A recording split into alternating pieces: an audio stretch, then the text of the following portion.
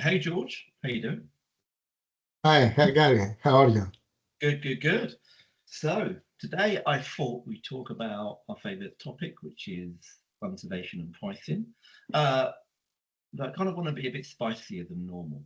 And essentially, we have been talking for many months, actually maybe over a year, and we kind of both believe that monetization is really at the root of innovation. And yet we haven't been able to maybe fully articulate that, or many people don't believe us, or we've had pitch battles with many people. And so we thought we'd start this series with Tesla and use Tesla and many others as we go forward to prove the point that we believe the real innovation starts with monetization. Well, I think so. I think so. Because in Oh, the end, if you don't have a big enough market, then there's nothing to innovate, there's nothing to invest. So I think monetization is at the core of innovation, and it's not the other way around. Innovation comes first and monetization afterwards. perfect. So I read through what you prepared earlier, which is brilliant. Take us back to 1880, George, maybe 1890. So I like to say that history repeats itself, and I think this is true for many, many markets. And the EV market is not an exception. Because when I've searched around, because I was intrigued by whatever is happening now with Tesla, BID, China, and everything with the EV market, I've discovered that this market was not invented today, but actually before even Ford and Model T came to be a mainstream market, and now we all know about cars. But imagine the beginning of the 19th century, almost 50, 80 years before Model T was introduced, the first electric vehicle was introduced, but it wasn't successful. I mean, it became not mainstream, but it started had some mainstream sales. The technology was there. It's not invented now. It has been invented before 1 or 2 centuries. But there were a couple of problems, and this is why the technology didn't make it into the mainstream market because it didn't have the right monetization model. It has some problems. The limitations were the refueling system. So there was no easy refueling. Back then it was even worse, but even today or before 10 or 15 years, the recharging of electrical vehicles was challenging. Then the range was very, very small, less than 100 miles, and it wasn't cheap. It was very expensive because the technology was new. And this is why it completely failed eventually. And then the internal combustion engine based cars and Ford and all these guys eventually invented the car as we know it today.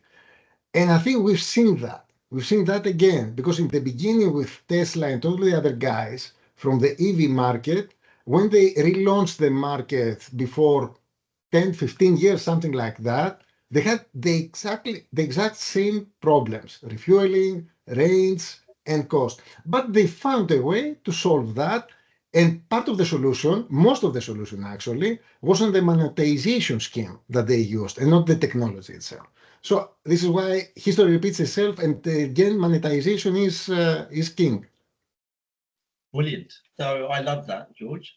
And the reason why that Tesla's in the news a lot now for reasons we don't need to go into on this podcast.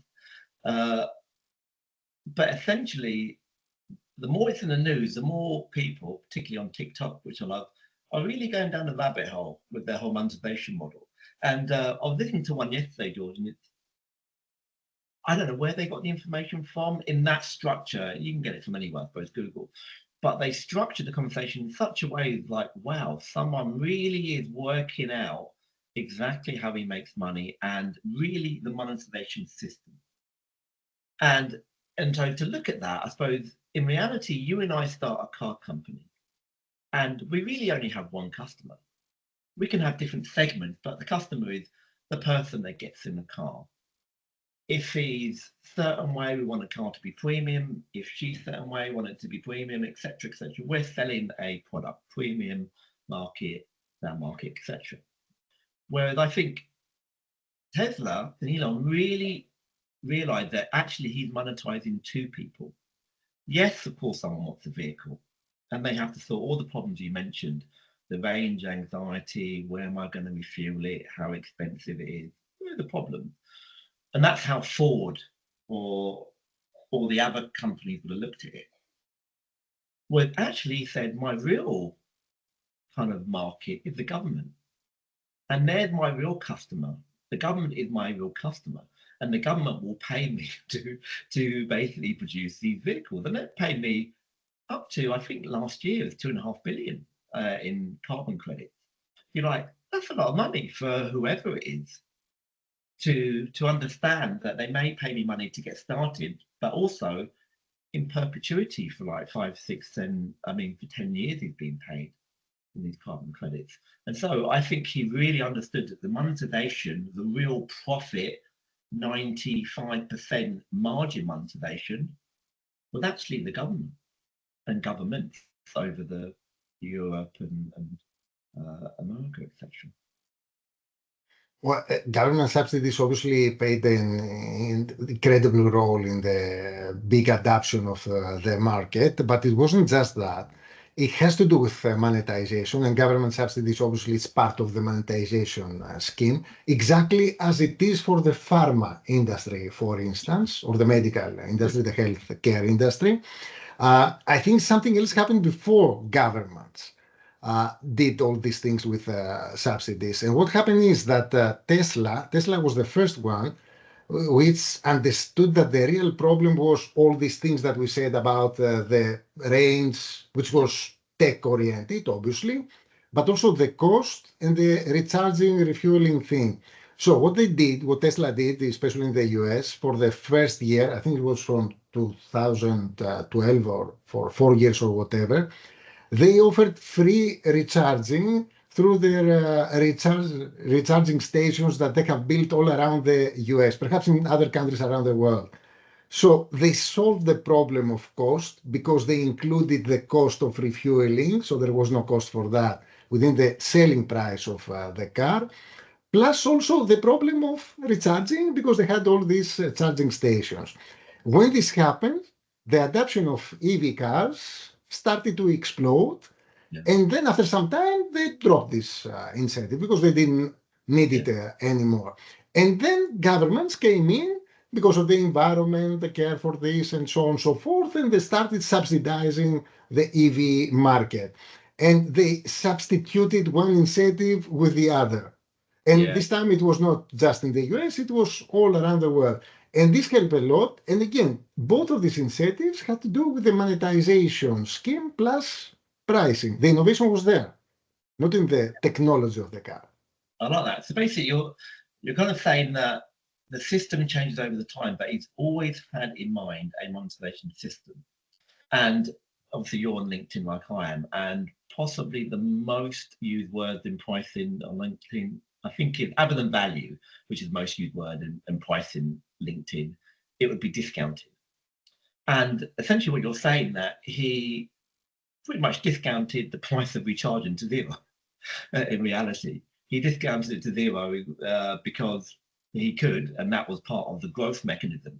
No different from a B2B would discount some SaaS product in many ways, but it just looked differently. The way you described it, I haven't heard anybody use those words of saying, he basically just sold me this discount and he gave me this discount as a client or a customer of Tesla, which is what he was doing.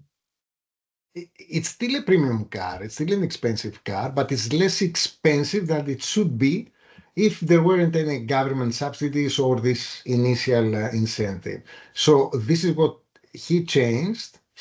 Tesla, Elon Musk, all these guys changed, plus the convenience. It's not just pricing, also the convenience is part of the value proposition. So in this case, it was very convenient because you could just go somewhere and plug in, charge your car, and then leave and go wherever you're going. So there were a number of different things that made this happen, and nothing had to do with technology.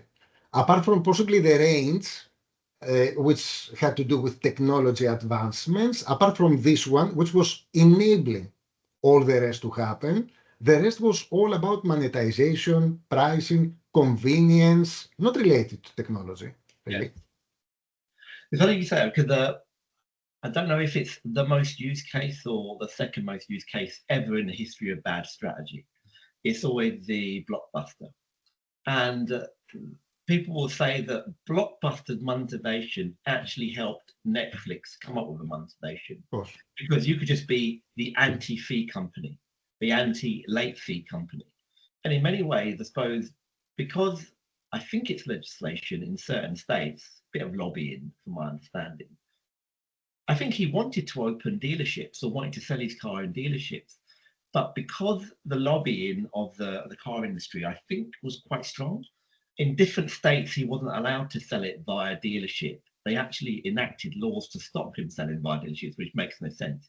Therefore, he had to go direct via malls and supermarkets and online, as you mentioned. And that, I don't know what the margin is in a dealership. You probably know more than me, 10, 15%. So therefore, again, your monetization is boosted by 10, 15% by accident. I don't think he planned that at all. There are a couple of things there, and you are right about that. There was all the circumstances were great for him for him because it was Elon Musk to differentiate also on the sales funnel and how he attracted and addressed customers and so on and so forth. Because he did that, Tesla did that, all that through electronic means.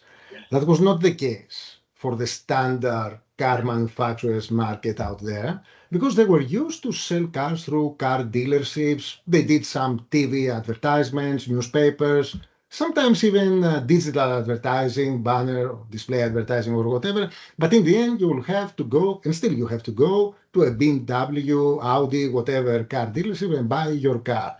With Tesla, it's not like that. Actually, they just organized a great show. Elon Musk would present the new model car, whatever. They will advertise it with earned media through social media, through Twitter, previously now X or whatever. They didn't pay anything for advertising for many, many years. I think they've started paying advertising the past 1 or 2 years, something like that. Before that, nothing. And the sales funnel was very, very simple. You register, you listen to the show, you watch the show. If you like the car, then you register and order it online. You give a deposit or I don't know, and you buy the car. That's it. No intermediates, no car dealership, no nothing.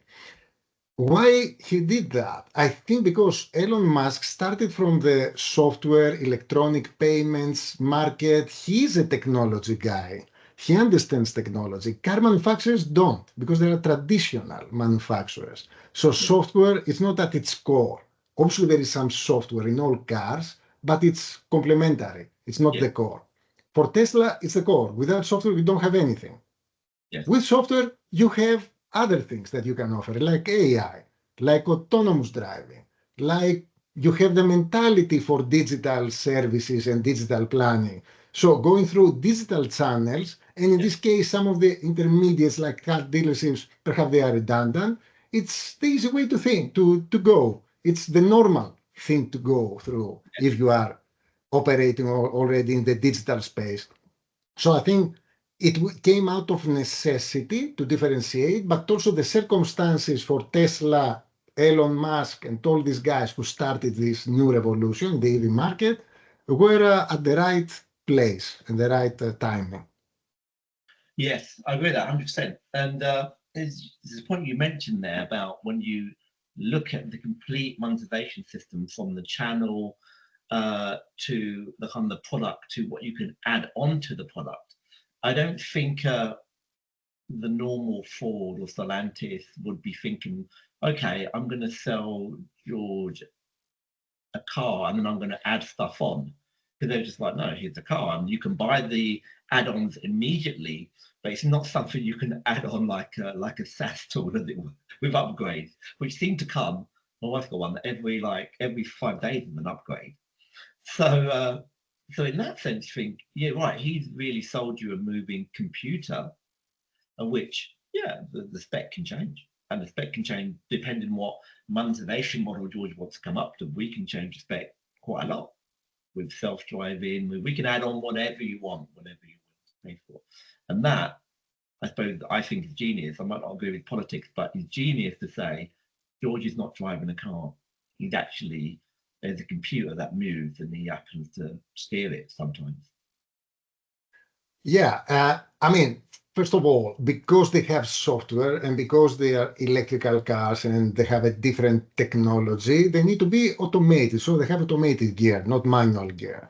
So you have less options. You are directed in a specific direction, which is part of the options for the traditional market. For you, it's just a single option. You are limited, but perhaps it's better because you are differentiated in this limited market. And now this limited market is becoming the norm, is becoming the mainstream Yeah. as the EV market it's continuously gaining ground and so on, so forth. So what I think that is happening and what we are seeing here is that there is a disruption which is big based on a technology that existed centuries ago, obviously not as modern as it is now, but practically the fundamentals of electrical vehicles existed many, many ages ago, many 2 centuries ago. And we see that everything is in place right now because digital technology, the digitization of our world is here. Yeah. And we know that. And also, this gave Elon Musk and Tesla an unfair advantage because he knew how to compete in this world, in the digital world, Yes. and the other guys didn't. I think I've heard it from the CEO, was it BMW or Mercedes-Benz? I don't remember, one of the big ones.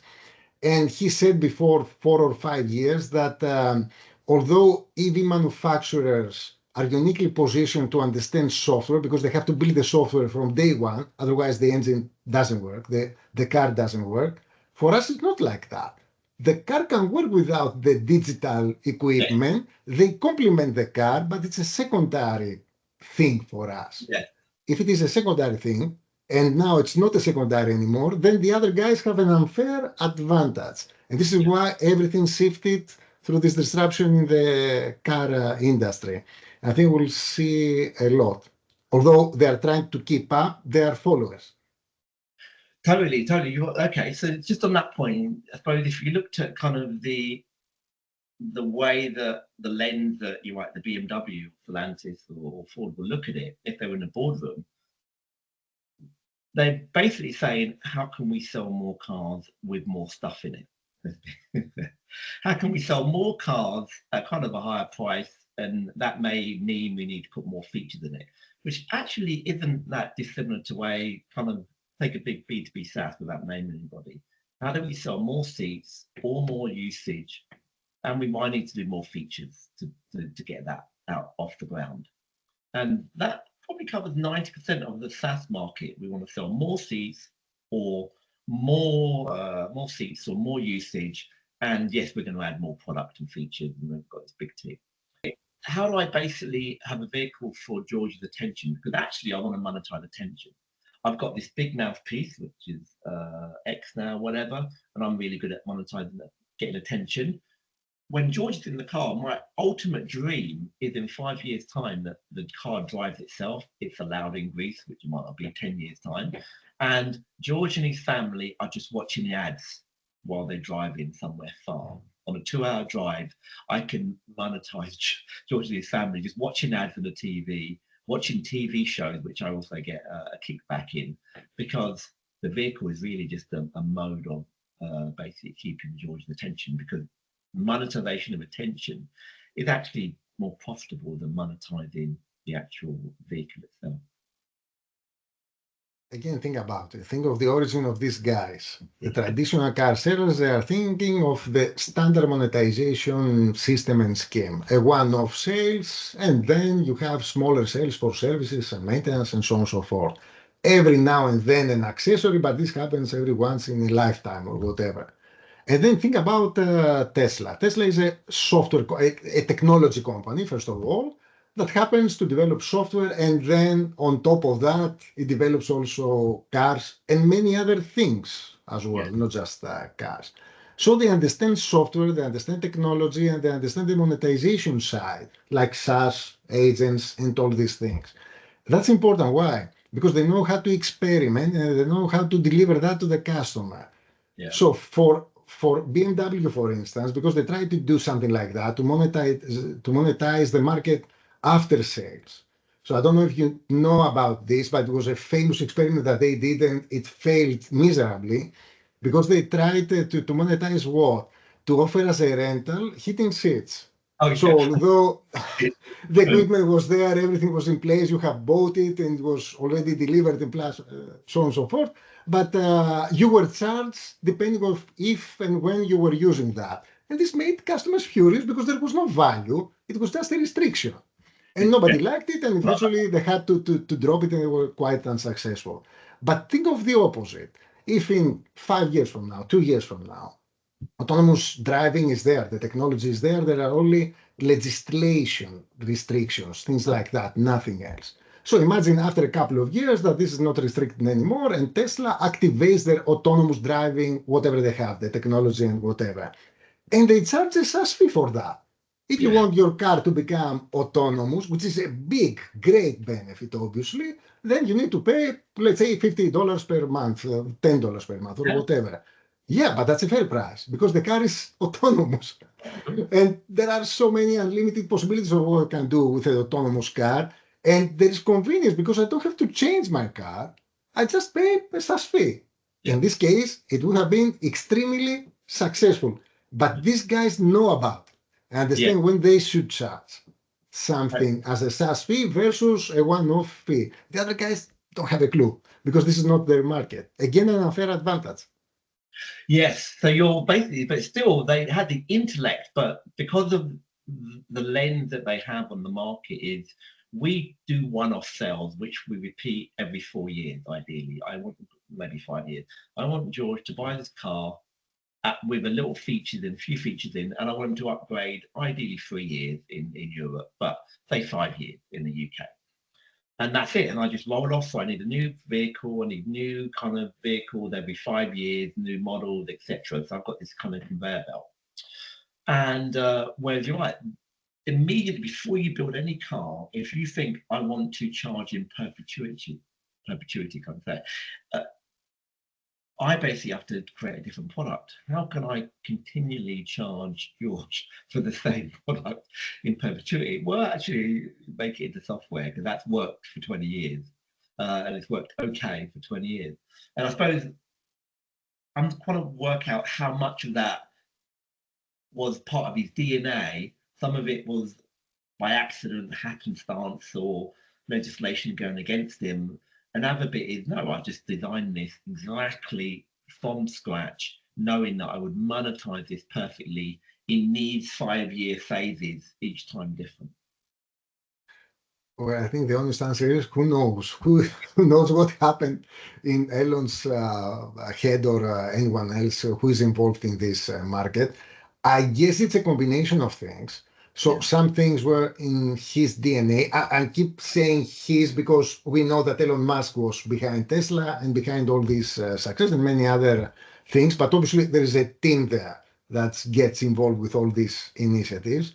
I think their DNA has it. Again, the competitive advantage, the unfair advantage that I mentioned before. But I'm pretty sure that market circumstances, as they change their attitude as well.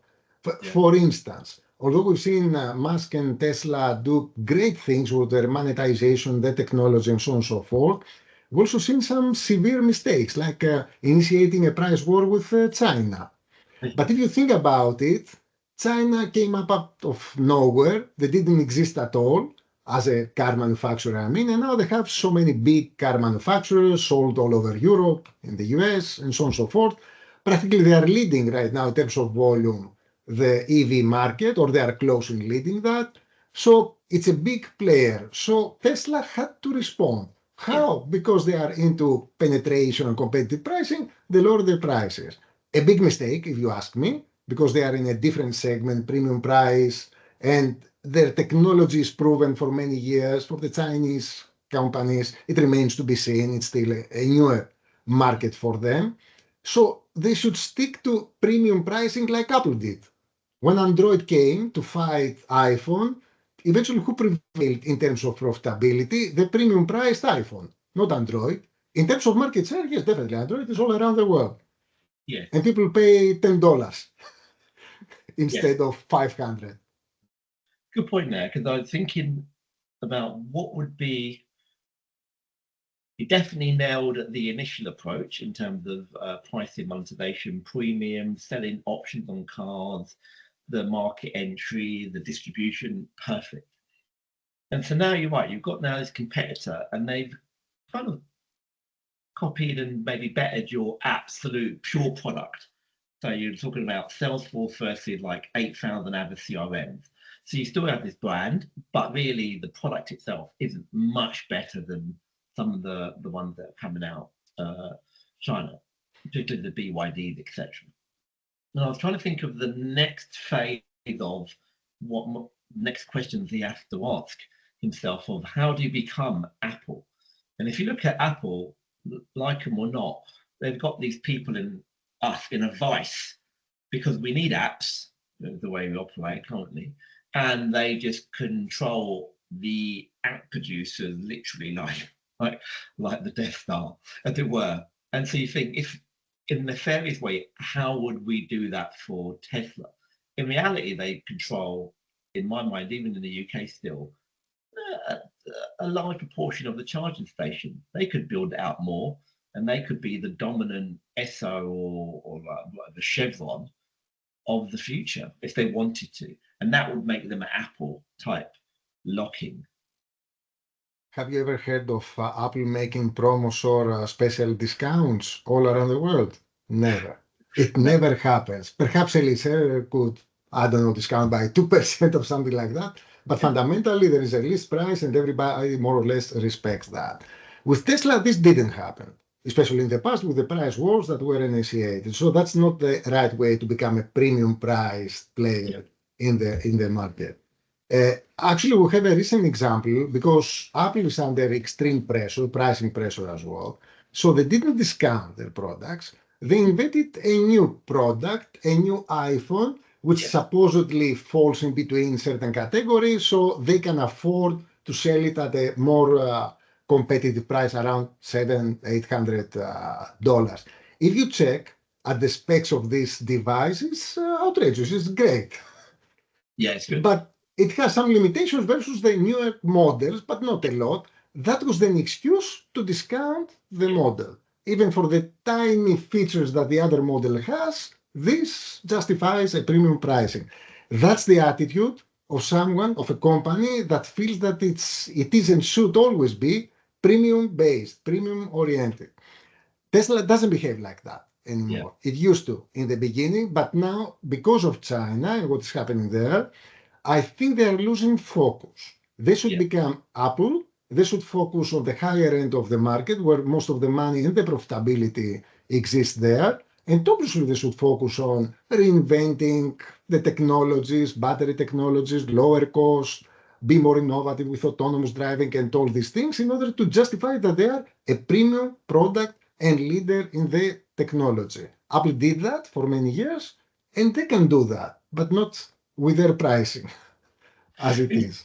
That's good. I don't Attitude. think that's a strategy. I would probably, this is where we can have a little argument. I would basically say if I had to plan for the next, say, 2030 onward, I would want to basically dominate the recharging and battery space.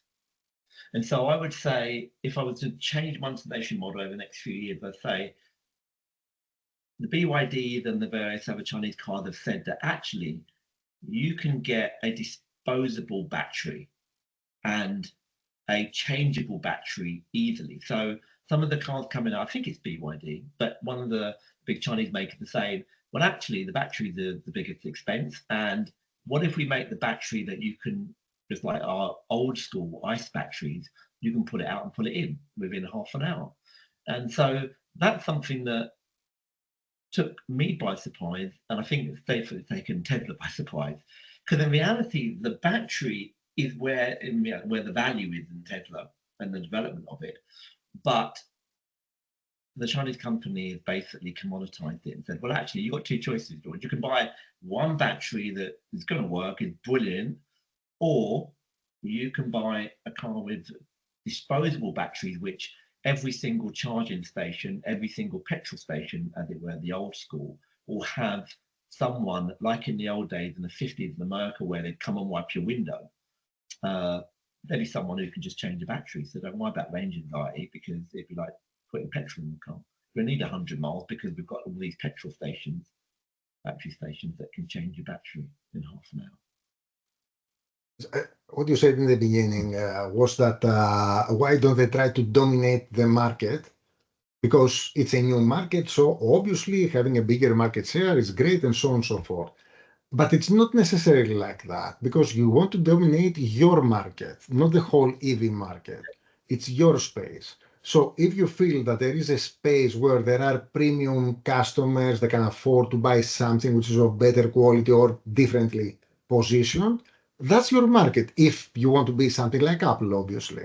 If you want to be something like Android, something like Google, it's a different thing because they have a different monetization model.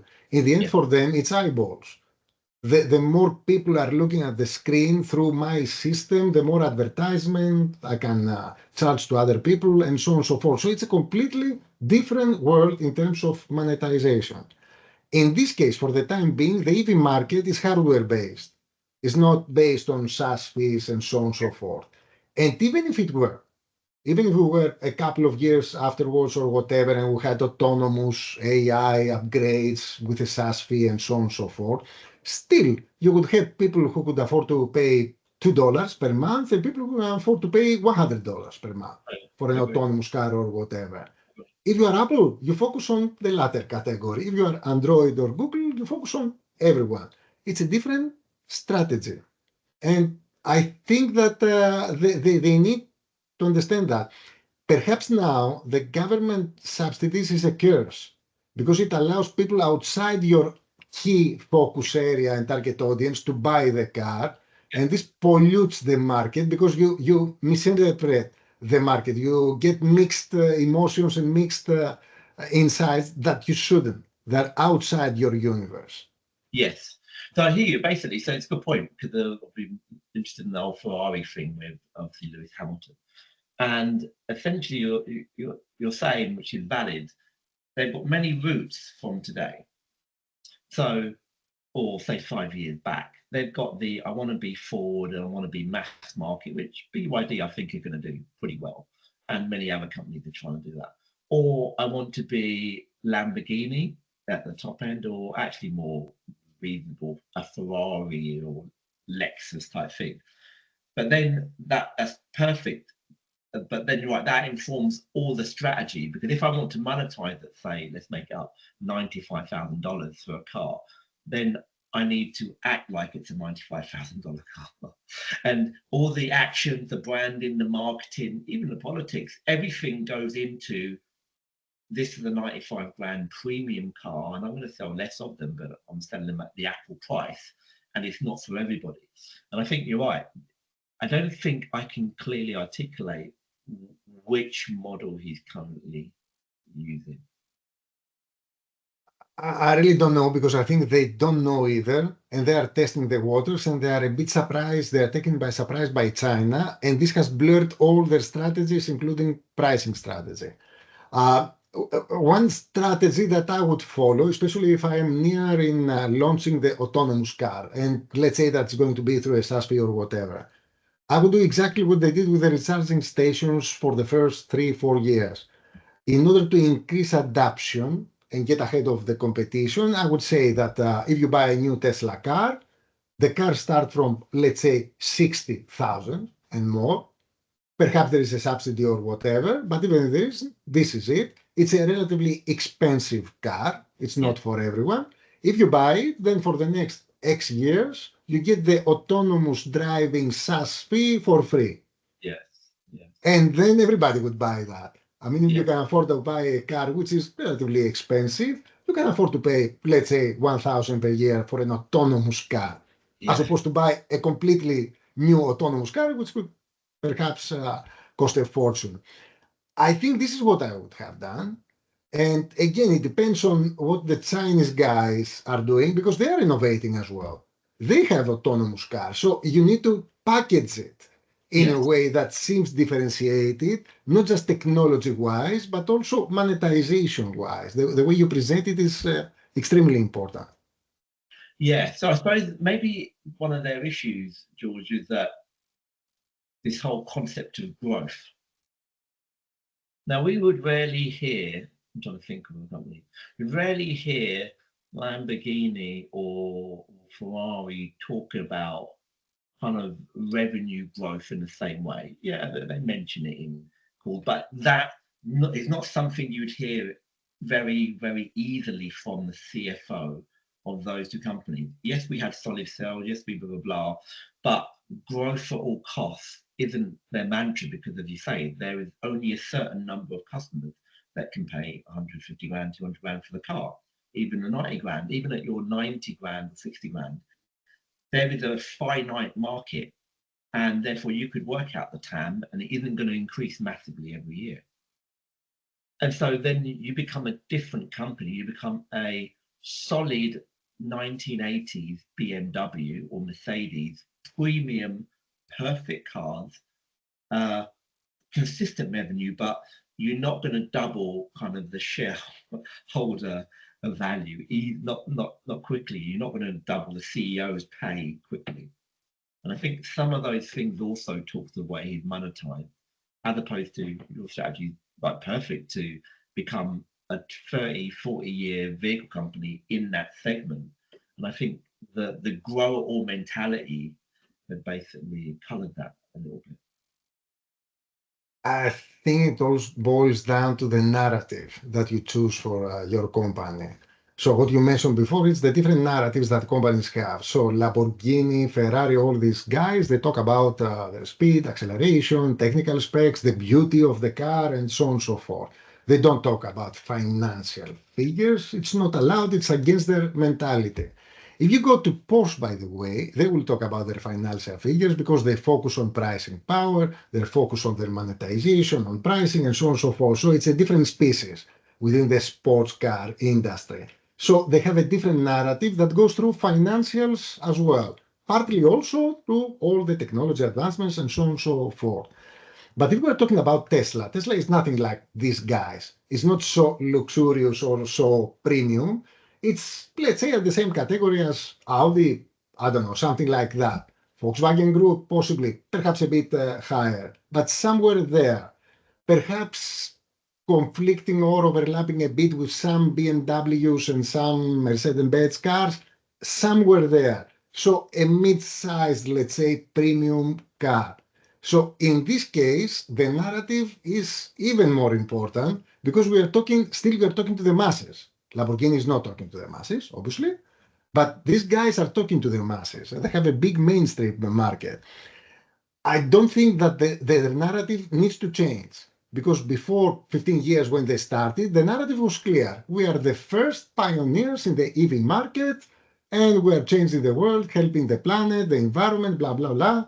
And we're the first that we were successful in doing so because the EV market has failed in the past. Think about Lyft, Nissan, think about whatever happened before a couple of centuries and so on and so forth. We are the first one who were successful pioneers, single-handed started the market. That was a great narrative, but not anymore because they are not alone in the market. Now there are other guys dominating or challenging the market, so they need a different narrative. And first of all, they need to understand and realize who they are or figure out who they are and what they are focusing. Because the market now is bigger, it's 20% of the overall market. It's not a tiny, small, niche percentage. I think that's the problem with Tesla. It has nothing to do with technology. It has to do with narrative and strategic direction.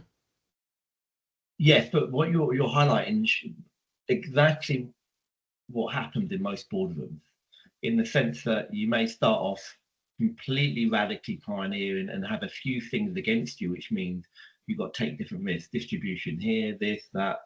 And then basically you revert back to being a car company. Whereas kind of what you said initially, the reason why they were successful is because they didn't think like a car company. And if we look at, say, Apple's example, because Apple's similarly making this move away from, I think, from being a phone company eventually. This is my random theory, but so they started off making computers, then that was great, but there's no great monetization in computers.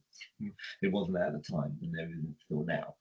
Then they moved into smaller computers, tablets and stuff. Then they thought, actually, wait a minute, the monetization's elsewhere in the music, etc. We can command an industry and kind of put them into a lock hold, which happened to be music at the time or whatever, unfortunately.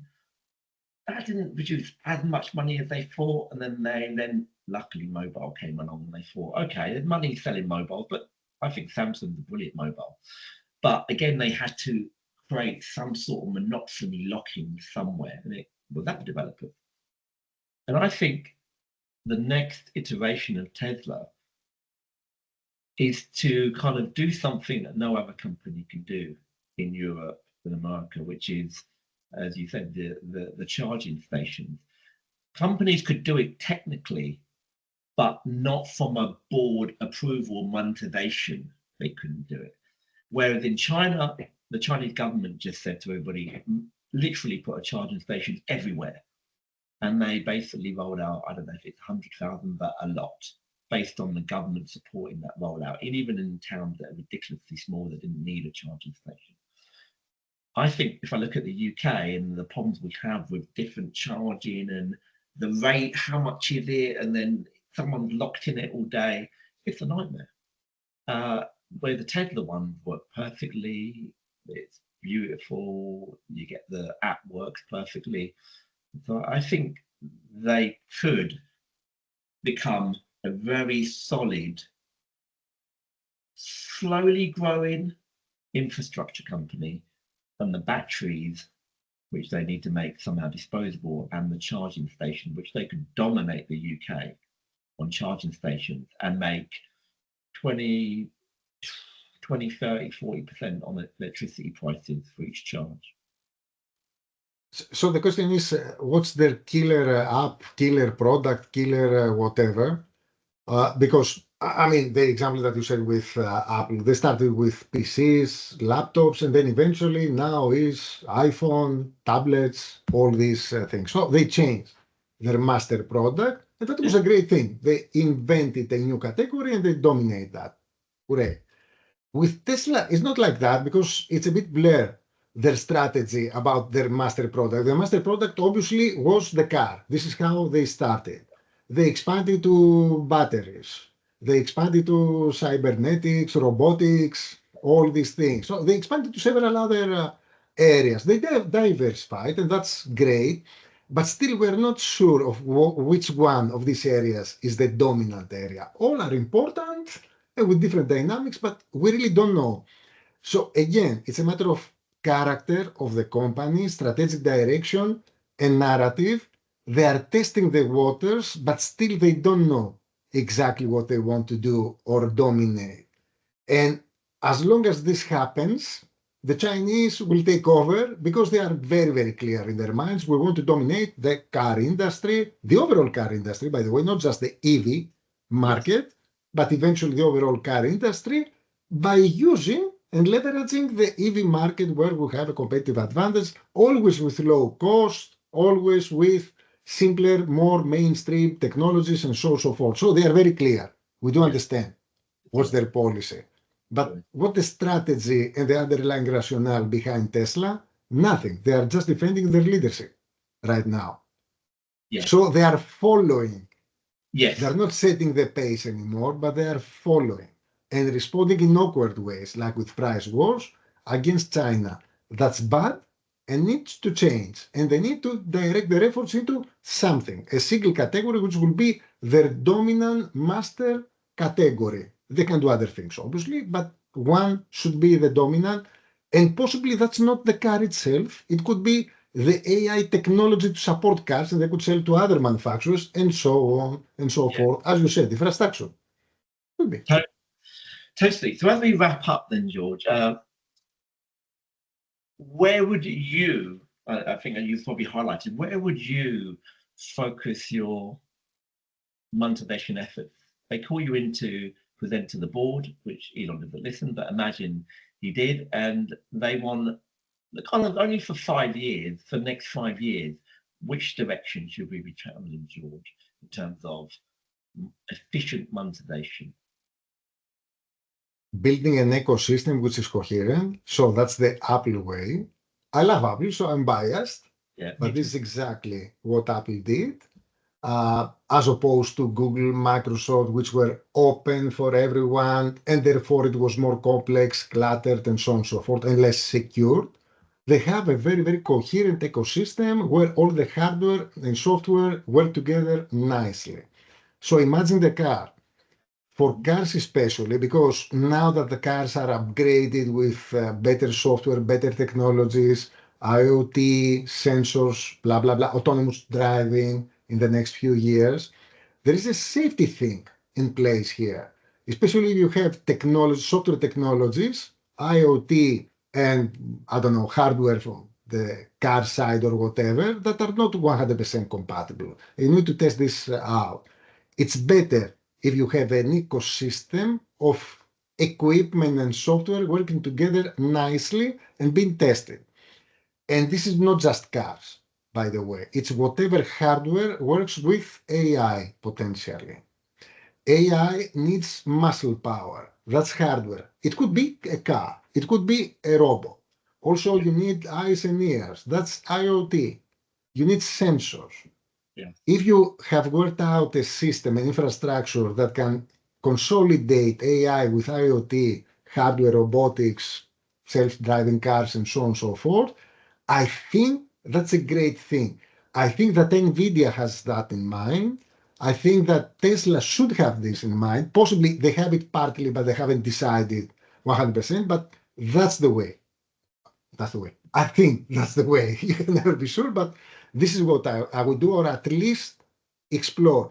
It's a fight for platforms. Let's not forget that.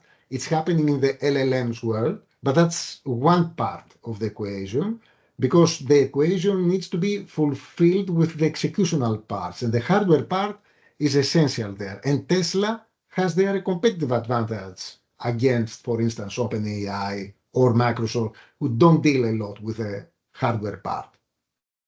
I love it.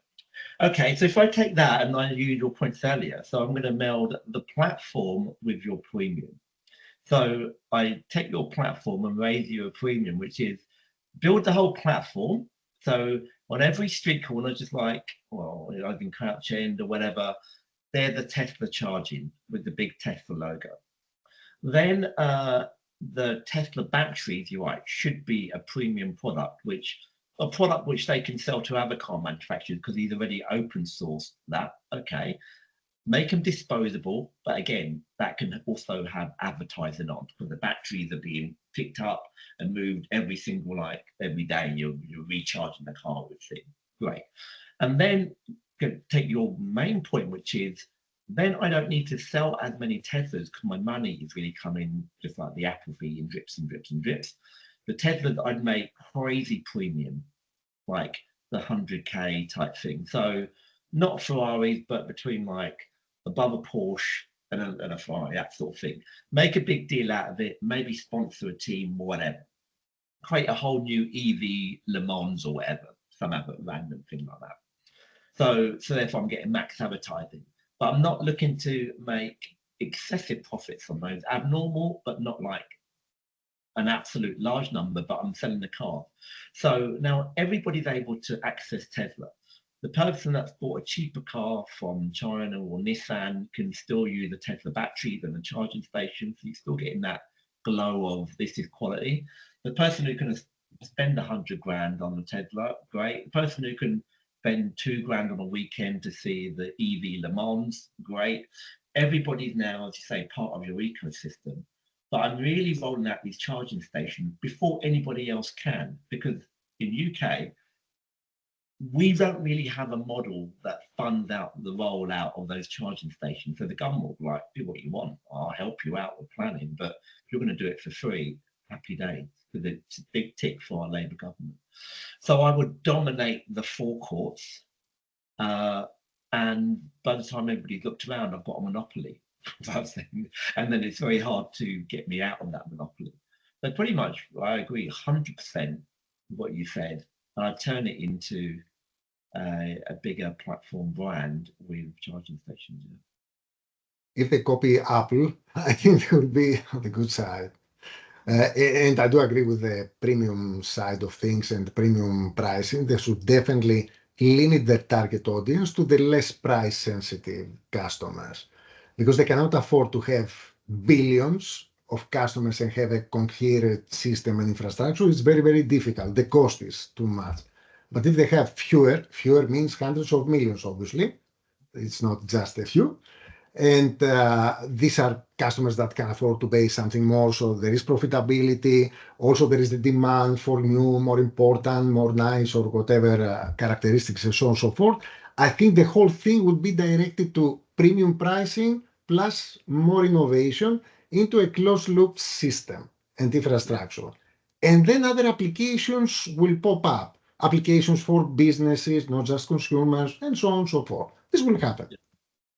Perfect. Okay, that's a wrap, George. That was a good session. That was a great discussion.